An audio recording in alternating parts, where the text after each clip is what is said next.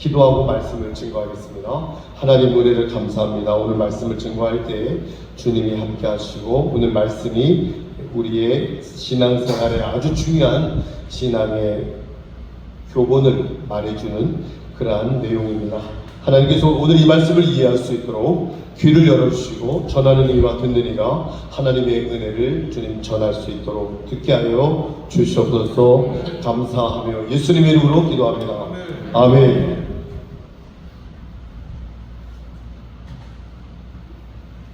오늘 이 말씀의 제목은 그리스도와의 연합입니다. 연합. 하나님께서 일하시는 기본 원리가 뭘까요? 연합입니다. 연합. 이 연합이 안 되니까 사회도 전 세계 모든 곳곳에서 충돌과 그런 아픔들이 일어나지 않습니까? 여기서 이 연합이라는 뜻은 둘 이상 다른 것들이 어우러져 하나를 이루는 것을 연합이라고 말합니다. 우선 하나님께서 사람을 창조하실 때 이 원리를 사용하시죠. 하나님은 모든 진행을 할 때 이 원리를 사용하세요. 창세기 2장 7절에 보면 이렇게 말씀하셨습니다. 여호와 하나님이 땅의 흙으로 사람을 지으시고 생기를 그 코에 불어넣으시니 사람이 생명이 되었다. 여기서 하나님께서 흙과 생기를 연합하죠. 2장 7절 제가 읽어드렸죠. 흙과 생기를 연합하여 사람을 만드셨다는 겁니다. 그러니까 하나님께서는 흙과 생기라는 이질적인 두 요소를 연합하여 사람을 만드신 겁니다. 다음으로 하나님께서 가정을 만드실 때 이 원리를 또한 사용하시죠. 창세기 2장 24절에 보면 이렇게 말씀하십니다. 남자가 부모를 떠나 그의 아내와 연합하여 둘이 한 몸이 될지라. 하나님께서 남자와 여자를 연합하여 가정을 이루셨다는 말씀입니다. 그러니까 하나님께서는 남자와 여자라는 성별이 다른 두 사람을 연합하여 가정을 만드신 거죠. 그리고 또한 하나님께서 교회는 어떻게 만드셨을까요? 하나님께서 교회를 만드실 때도 이 원리를 사용하십니다. 에베소서 4장 16절에 보면 이렇게 말씀하시죠. 그에게서 온몸이 각마디로 통하여 도움을 받음으로 연결되고 결합되어 각 지체의 분량대로 역사하여 그 몸을 자라게 하며 사랑 안에서 스스로 세우게 하셨다. 하나님께서 그리스도를 머리로 믿는 사람들을 하나로 연합하여 교회 공동체를 만든 겁니다. 여러분 예수 그리스도를 교회의 머리로 믿으시잖아요. 그 원리를, 그 말씀을 믿는 자마다 하나님께서 연합하여 교회를 만드신 겁니다. 그렇습니다. 하나님께서 주로 연합을 통하여 하나님의 역사를 이루어 갑니다. 서로 다른 존재들을 연합하게 하셔서 하나님의 나라를 세워가는 것입니다. 그런데 오늘 본문 말씀은 바울이 한 성령의 인도함 받아 쓴 글이죠. 오늘 본문에 보면 하나님께서 전혀 다른 차원의 연합을 통하여 하나님의 역사를 이루어 가신다는 말씀을 지금 하고 있는 겁니다. 3절에 보면 이런 말씀을 하십니다. 무릇 그리스도 예수와 연합하여 세례를 받은 우리는 그의 죽으심과 합하여 세례를 받은 줄로 믿어라, 알아라, 그런 말씀을 하고 있습니다. 또한 5절에 보면 이렇게 말씀하죠. 만일 우리가 그의 죽으심과 같은 모양으로 연합한 자가 되었으면 또한 그의 부활과 같은 모양으로 연합한 자도 되리라. 어렵죠? 제가 아주 쉽게 지금부터 이 말씀을 풀어 설명을 하겠습니다. 여러분들이 잘 말씀을 듣고 이해하셔야 이것은 기독교의 매우 중요한 교리 중에 하나입니다. 그래서 여러분들이 이해가 되시고 은혜가 되실 수 있기를 잘 전하도록 하겠습니다. 자, 한마디로 말하면 하나님께서 우리를 그리스도와 연합하게 하셨다. 하나님께서 그리스도와 우리를 연합하게 하셨다. 연합하게 하셨다. 그리스도와 저와 여러분들이 연합하게 하셨다.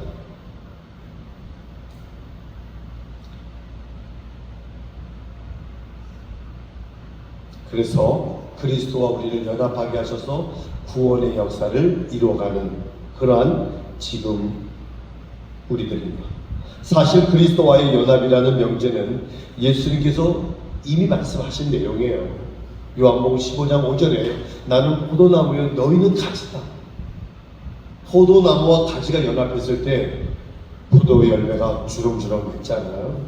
그것이 바로 연합이라는 이 명제는 이미 예수님께서 요한복음에 말씀하신 내용입니다. 예수님께서 포도나무시고 우리는 그 나무에 붙어있는 가지라는 겁니다. 그러니까 그리스도와의 연합이라는 것은 가지가 포도나무에 붙어있는 것 같은 그러한 관계입니다. 가지가 포도나무에 붙어있을 때 누리게 되는 은혜 두 가지가 있는데 뭘까요? 하나는 깨끗하게 되는 거예요. 가지가 포도나무에 붙어있을 때 하나님께서 우리에게 주시는 그러한 은혜가 있다면 깨끗함입니다. 농부가 포도나무 가지가 열매를 많이 맺게 하기 위해서는 가지를 깨끗하게 전지해 주죠. 그걸 제가 지지난주에 설교했죠. 그 전지해 주는 것을 고난이라고 하죠. 시련. 우리는 때때로 고난과 시련을 통해서 우리의 삶을 돌아보고 우리가 깨끗하게 되는 그러한 경험을 하게 됩니다. 우리가 그리스도와 연합하게 되면 하나님께서 우리를 거룩한 그리스도인으로 정결하게 해주신다는 말씀입니다. 또 하나는 열매를 맺게 해주시는 거죠. 축복이죠. 가지가 포도나무에 붙어있을 때 포도나무로부터 양분과 수분을 공급받아서 풍성한 열매를 맺게 되는 겁니다. 이처럼 우리가 그리스도와 연합하게 되면 우리는 갖가지 풍성한 영적인 열매를 맺을 수 있다는 그런 말씀입니다. 그렇습니다. 그리스도와의 연합이란 마치 가지가 포도나무에 붙어있는 것처럼 우리가 그리스도에게 우리는 붙어있는, 그래서 우리와 그리스도가 하나가 되는 거죠. 그리고 우리는 그리스도와 연합하여 풍성한 열매를 맺게 되는 겁니다. 여기서 한 가지 생각해야 할 것이 있는데, 그리스도와의 연합이라는 것은 구체적으로 무엇을 말하는 걸까요? 그리스도와 우리가 연합하는 게 뭘까요? 사실 그리스도는 지금 우리 앞에 육체를 입은 모습으로 지금 계시지 않잖아요. 그리스도께서 지금 계시지 않잖아요. 포도나무에 붙어있는 가지처럼 우리가 볼 수 있는 그런 상황이 아니잖아요. 부부의 관계, 가정의 관계처럼 우리가 볼 수 있는 그러한 관계가 아니잖아요. 연합의 관계가 아니잖아요. 볼 수 없잖아요. 그러면 그리스도와의 연합이란 무엇을 말하는 걸까요? 오늘 8절 말씀에 보면 이렇게 말하고 있습니다. 만일 우리가 그리스도와 함께 죽었으면 또한 그와 함께 살 줄을 믿는다. 바울은 우리 그리스도인들이 그리스도와 함께 죽었다는 겁니다. 뭐가 죽었을까요? 이따가도 얘기하겠지만 우리의 옛사람이 죽었다는 겁니다. 우리의 옛사람. 우리가 그리스도와 함께 죽었다면 또한 그리스도와 함께 살아난다는 것을 믿는다고 지금 바울은 설명하고 있죠. 사실 예수님께서 십자가에 달려 죽으신 것은 이미 2000년 전의 이야기 아닙니까? 그래서 어떻게 우리가 예수님과 함께 죽어요? 오늘 우리가 어떻게 예수님과 함께 십자가에 못 박혀 죽을 수 있습니까? 그리고 예수님께서 부활하신 것도 그때의 일이잖아요. 어떻게 우리가 오늘 예수님과 함께 다시 살아날까요? 이것은 우리가 그리스도와 함께 연합하는 것이 영적인 사건이라는 것을 이해하시고 말씀을 들으셔야 됩니다. 영적인 이 그리스도와의 연합이라는 이 영적인 이 사건으로 여러분이 말씀을 들으셔야 됩니다. 영적으로. 우리가 그리스도와 연합한다는 것은 성령 안에서 우리가 영적으로 그리스도와 하나가 되는 것을 말해 주는 겁니다. 우리가 그리스도와 함께 십자가에 달려 죽는 영적 체험을 영적 체험. 그것이 바로 옛사람이 죽는 겁니다.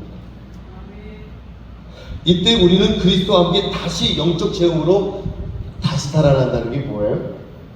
고린도후서 5장 10절에 그런즉 누구든지 그리스도 안에 있으면 새로운 피조물이다.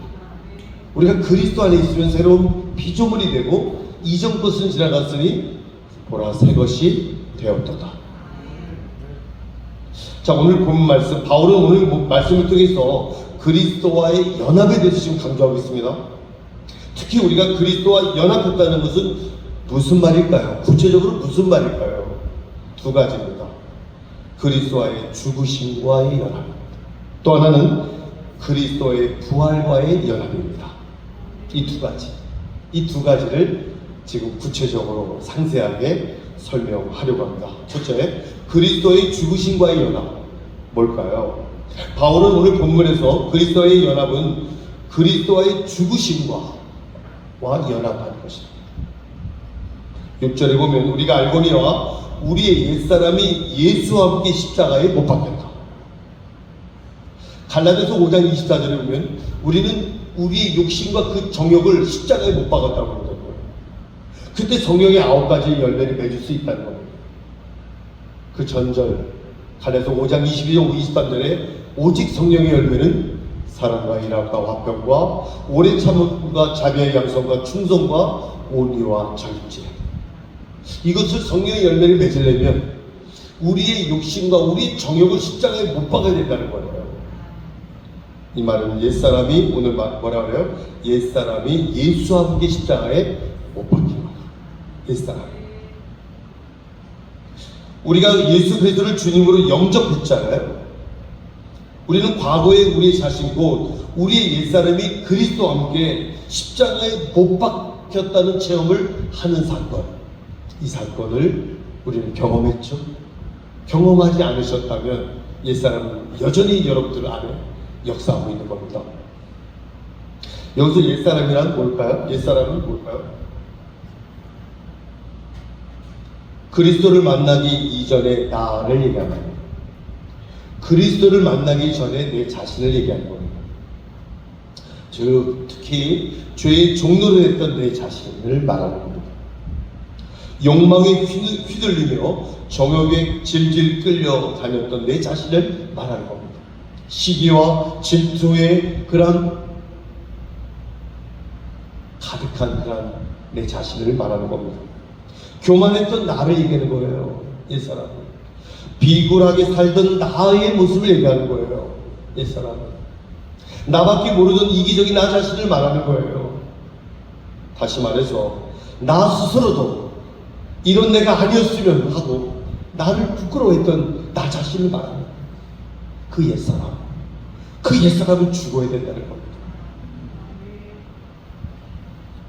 그리스도와의 연합은 우선 우리의 옛사람이 죽는 영적 체험을 말하는 겁니다. 한 예를 들까요? 초대교회 시절에 불의 사자, 성령 충만했던 김익두 목사님이라는 분이 있습니다. 김익두 목사. 이분은 원래 아주 유명한 깡패였습니다. 그런데 예수 믿고 새로운 비전을 새 사람, 옛사람은 죽고 새 사람이 됐어요. 이 사람이 예수 믿고 새로운 그러한 사람으로 변화되었을 때 제일 먼저 한 일이 뭔지 아세요? 부고장. 그 일대 지역에 김익두는 죽었다. 다 들린 겁니다. 완전히 과거의 자기를 버리고 새롭게 살기로 결단했다는 것을 알리기 위해서 보냈다는 거죠. 한 번은 김익두 목사님이 시내에 볼일 있어 갔을 때 잘 알고 지내던 아주 술집 마담이었던 미향이라는 이 처자를 만났다는 거예요. 그래서 김익두 목사님이 그냥 지나간 거예요. 지나쳐버린 거예요. 그래서 그 술집 마담이 소리를 지르면서 따라와서 김 선생님, 저 모르시겠어요? 김익두 목사님이 돌아보면서 조용히 물었습니다. 누구시죠? 저예요, 저. 미안. 김익두 목사님 단호하게 말합니다. 당신은 그대로 당신이지만 나는 옛날의 김익두가 아니에요. 나는 옛날에 김익겸 죽었어. 우리가 예수 믿고 나면 그리스도와 함께 연합합니다. 이때 우리는 그리스도와 함께 우리 옛사람은 십자가에 못 박히는 체험을 하게 됩니다. 우리 부끄러운 옛사람을 장사 지내는 그런 체험을 하게 된다는 겁니다. 바울은 옛사람의 죽음을 이야기하면서 갑자기 세례 이야기를 오늘 말씀 여러분이 읽으셨어요. 세례 이야기를 합니다. 왜 세례 이야기를 했을까요? 옛사람 얘기하면서. 세례는 초대교회에 거행하던 성례의 하나의 중요한 씻어내는, 깨끗하게 되는 예식입니다. 사람이 예수님을 믿고 신앙의 공동체의 일원으로 참여하게 될 때 이 세례를 받게 되죠. 구체적으로 세례는 물에 들어갔다 나오는 거예요. 이것은 옛사람이 물속에 묻히는 거예요. 죽는 거예요. 그 다음 나올 때는 새 사람이 태어난다는 그러한 의식입니다. 세례는. 더 중요한 것은 바로 성령세례죠. 성령세례. 성령께서 그리스도인들을 사로잡으셔서 온전하게 그리스도와 저와 여러분들이 연합된 거잖아요. 그리스도와 함께 자신의 옛사람을 십자가에 못 박게 해주시는 성령세례, 자신의 부끄러운 과거를 깨끗하게 청산하게 하는 성령세례. 그러면 어떻게 사람이 달라질 수 있을까요? 바로 우리가 그리스도와 연합됩니다. 우리가 그리스도와 연합하여 우리의 옛사람을 십자가에 못 박으면 돼요. 주님이 나의 삶의 주인이 되시면 돼요. 내가 주인이면 내 맘대로 하잖아요. 혈기 낼 때 다 내고, 질투할 거 다 하고.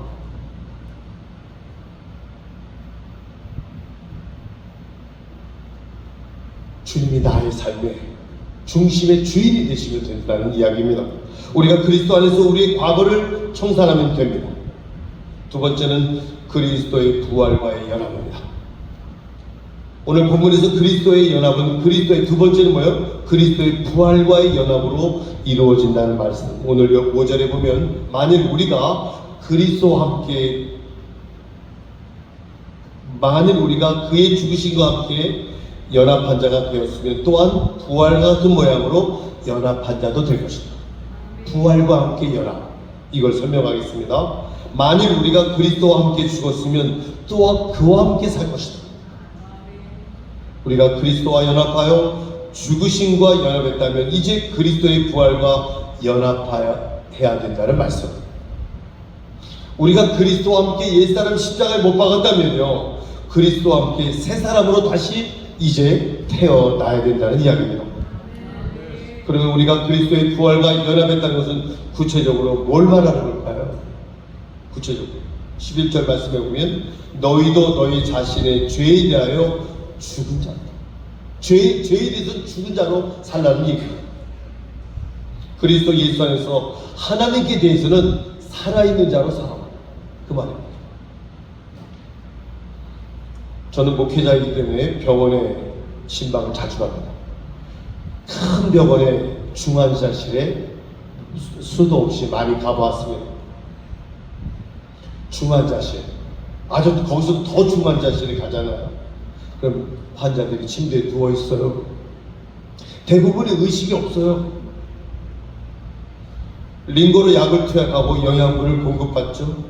숨쉬기도 힘들어서 산소호흡기로 숨을 쉬어요. 대부분이 눈도 뜨지 못하고 있어요.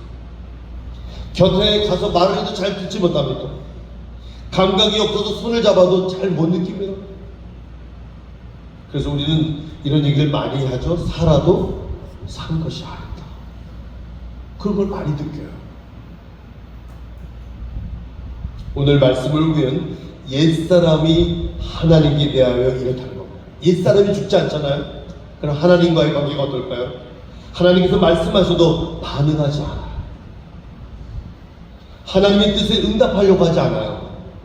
하나님의 놀라운 그런 역사와 기적에 대한 전혀 관심이 없어요. 그렇죠? 근데 옛사람은요, 죄에 대해서는요, 살아있어요. 죄에 대해서는 아주 민감하게 움직여요. 작은 죄의 유혹에도 민감하게 따라가고요. 빠지고 넘어져요. 세상에 사람들 많이 보면요, 취미생활 같은 거에도 중독이 된 사람들 많습니다. 그건 중독입니다. 옛사람이 살아있기 때문입니다. 여러분의 취미는 뭐예요? 여러분의 습관은 뭡니까? 누가복음 22장 39절에 예수께서 습관을 쫓아 기도하시러 갔다. 예수님의 습관은 기도였어요. 응? 여러분들의 습관은 뭡니까? 옛사람의 그런 습관들을 그대로 갖고 있다면 하나님께 대한, 하나님의 말씀에 대한, 하나님의 사명에 대한 이 반응을 하지 못합니다. 딱 보면 알 수 있습니다. 눈동자만 봐도 알 수 있습니다. 여러분, 그런데 새 사람은 어떻게 될까요? 옛 사람은 죽고 새 사람은 살아있다는데요, 새 사람은 죄에 대해서 마치 중환자실에 죽는 중환자처럼 아무런 반응을 하지 않습니다. 새 사람 죄에 대해서 반응하지 않습니다. 하나님께 대해서는 살아있죠. 하나님께 대해서는 민감하죠. 하나님께 대해 살아있다는 것을 깊이 한번 생각해 볼까요? 우선 살아있다는 것은 어때요? 호흡을 하죠. 호흡. 영적인 의미로 하나님께 대해 살아있다는 것은 기도를 기도답게 하는 사람입니다. 기도를 기도답게 한다. 간절하게 한다는 거죠. 기도를 하지 않는 사람들은요, 어때요? 그냥 맹수맹수 살잖아요. 하나님이 이 땅을, 이 세상을 어떻게 이끌어 가시는지에 대한 이런 깊은 영적인 그러한 생각을 하는 기도를 하게 된다는 이야기입니다. 다시 말해, 기도로 하나님과 늘 소통하며 살아간다는 이야기입니다. 하나님께 살아있다는 것은 우선 기도로 하나님과 소통하며 살아있다는 것을 얘기합니다. 두 번째, 살아있다는 건 뭡니까? 음식을 먹고 소화한다는 거죠. 영적인 의미로 말한다면 하나님께 대하여 살아있다는 것은 영적인 양식, 하나님의 말씀을 가까이 한다는 거예요. 하나님의 말씀을 읽고 묵상하고 하나님 말씀 듣기를 좋아하고 찬양을 듣기를 좋아하는 그러한 사람이죠. 그 사람의 하루 일과를 보면 알 수 있습니다. 그 안에 성령이 있는지, 옛사람이 죽어있는 사람이지 옛사람으로 가득 차 있는 사람이지. 세 번째는 살아있다는 것은 뭐예요? 활동한다. 활동. 영적인 의미로 하나님께 대하여 살아있다는 것은 하나님의 일에 대하여 참여하고 하나님께 헌신하는 겁니다. 하나님의 일을 하려고 하는 겁니다. 다시 말해서 하나님께 주신 사명을 잘 감당하며 살아간다는 말을 의미하는 겁니다. 하나님을 위해서 무언가 구체적으로 사명을 감당하며 살아간다는 이야기입니다. 오래전 영국의 한 설교가가 유명한 이야기를 합니다. 옥스퍼드 대학에서 한 설교의 한 제목이 Almost Christian. 여기 그냥 번역하면 거의 그리스도인. Almost Christian. 이 말은 그리스도인이라는 겁니까? 아니라는 겁니까? 저는 이 말을 들으면요, 그리스도인이 아니라는 거죠. 거의 그리스도인이 되었다. 아니라는 거죠, 지금은. 그걸 다시 말하면 명목상의 그리스도인이라는 거죠. Almost Christian.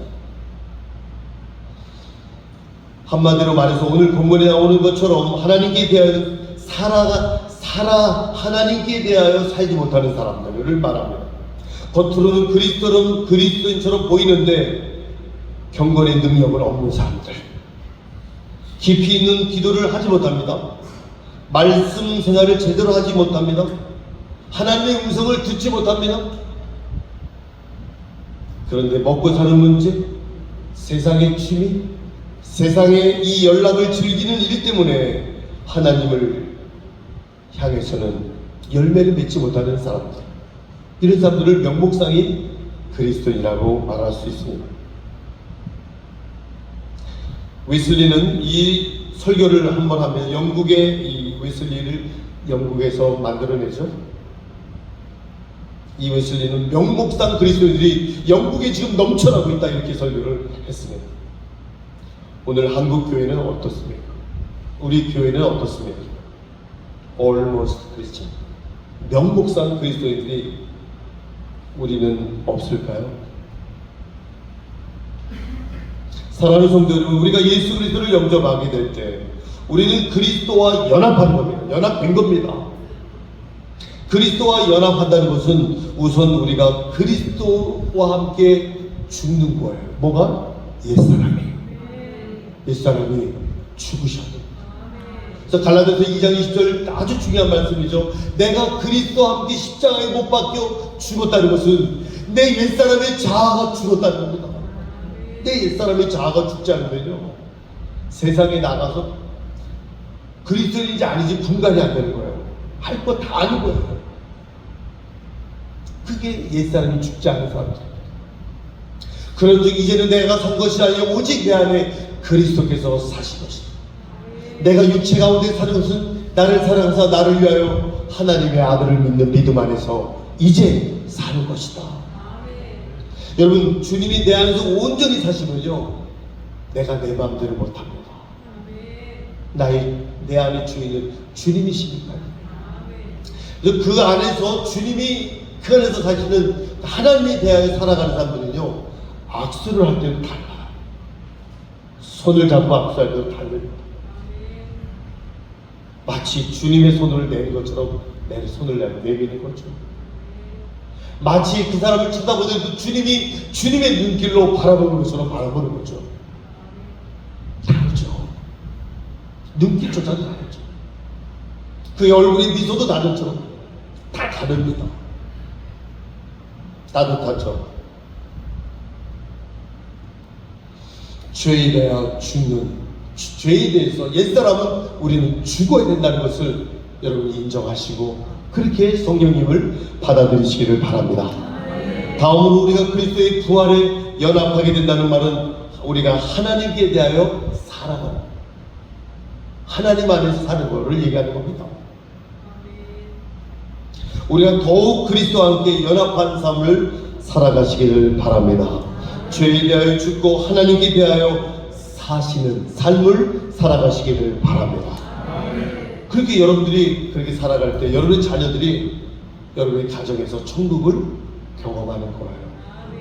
여러분 자녀들이 집에서 아빠, 엄마, 천국이 뭐예요? 천국이 어떤 곳이에요? 여러분 아이들이 주일학교에서 배우고 집에 가서 물어본다면 여러분들은 대답을 이렇게 하셔야 됩니다. 천국은 우리의 가정과 같은 곳이야.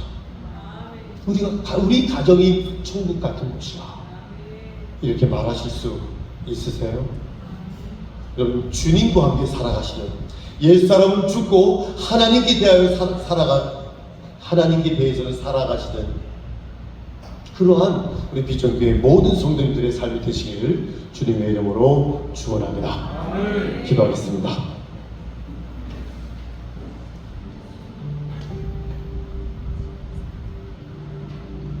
옛사람이란 우리가 주님을 만나기 이전에 내 자신을 말하는 죄의 종노를 했던 나,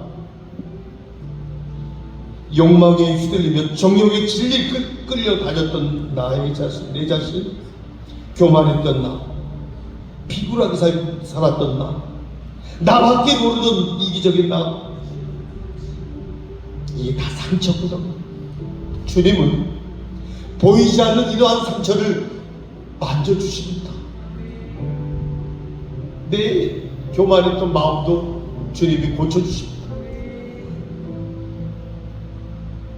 여러분들이 주님과 연합했을 때 이 모든 것들이 고쳐지고 하나님께 대하여 살아가는 산 삶을 살아가게 되는 겁니다.